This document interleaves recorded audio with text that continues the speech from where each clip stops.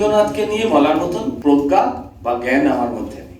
মূর্তি ভুলুণ্ঠিত, মূর্তির মস্তক দ্বিখণ্ডিত, তখন কিন্তু বাঙালি হিসেবে লজ্জা নয়, কোথাও কোথাও ক্রোধের উন্মেষ হয়। কোন রাজনৈতিক দল, কোথাও কেউ প্রতিবাদে মুখর নয়। কবিগুরু দুই বাংলা লিখে মনে হয় যে এটা অত্যন্ত লজ্জার, অত্যন্ত ঘৃণার। কোন বিপ্লবে অনুপ্রাণিত হয়ে তারা ভেঙেছেন আমি বলতে পারবো না। আজকে কবিগুরুর তিরোধান দিবস। জীবনে তাকে চিনতে শুরু করেছিলাম সহজ পাঠ থেকে, পরবর্তীকালে জনগণ মন অবধি তাকেই আমরা মেনে এসেছি আমাদের জনগণ মনের একমাত্র কবি হিসেবে। দেখুন, রবীন্দ্রনাথকে নিয়ে বলার মতন প্রজ্ঞা বা জ্ঞান আমার মধ্যে নেই। যেটা নেই সেটা স্বীকার করতে বাধাও নেই, টিভি ক্যামেরা আছে, সবই আছে। কিন্তু যখন দেখি তার তিরোধান দিবস হোক বা যে কোনো দিবসেই, যখন দেখি তার মূর্তি ভুলুণ্ঠিত, মূর্তির মস্তক দ্বিখণ্ডিত, মুখে কালি মাখানো অবস্থায়, তখন কিন্তু বাঙালি হিসেবে লজ্জা নয়, কোথাও কোথাও ক্রোধের উন্মেষ হয়।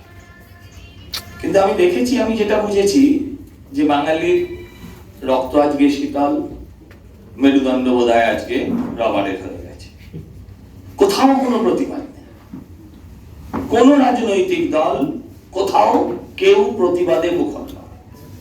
হ্যাঁ, বাংলাদেশের ঘটনা সেন্সিটিভ, আমরা উচ্চারণ করবো না, আমাদের ভাব ভেবে বলতে হবে সমস্ত কিছু। কবিগুরু হিন্দুর ছিলেন না, মুসলমানের ছিলেন না, কবিগুরু বাংলার ছিলেন। আজকে এপার বাংলা ওপার বাংলা ভাগাভাগি হয়েছে। কবিগুরু দুই বাংলা লিখে আজকে সেই এক বাংলা যারা নাকি ভাষার জন্য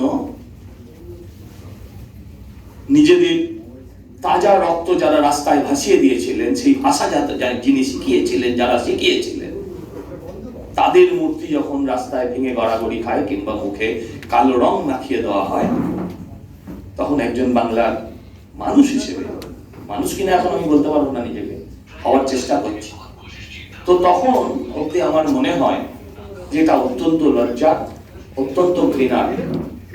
আমার মনে হয় এখান থেকে কবিগুরুর তিরোধান দিবস পালন করব, যেমন আমরা তাকে সংস্কৃতির মধ্যে দিয়ে, শ্রদ্ধার মধ্যে দিয়ে, যারা তার সম্বন্ধে জানেন তারা আরো অনেক কথা বলবেন, কিন্তু আগামী প্রজন্মের কাছে রবীন্দ্রনাথের মূর্তিটা মুখে কালি মাখানোর যে নয়, যেন না থাকে, সেটা শপথ নিয়েই আমাদের আগামী দিনটা চলতে হবে।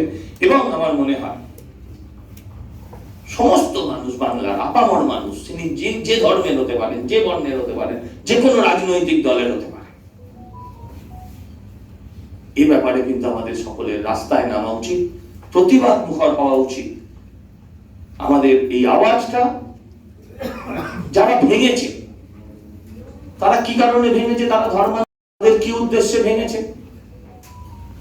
রুদ্রনীলদা বলছিলেন শুরুর আগে বিপ্লব, তার কবিতায় কোন বিপ্লবে অনুপ্রাণিত হয়ে তারা ভেঙেছেন আমি বলতে পারবো না, কিন্তু এই ঘটনার প্রতিবাদ সারা পৃথিবী জুড়ে হওয়া উচিত।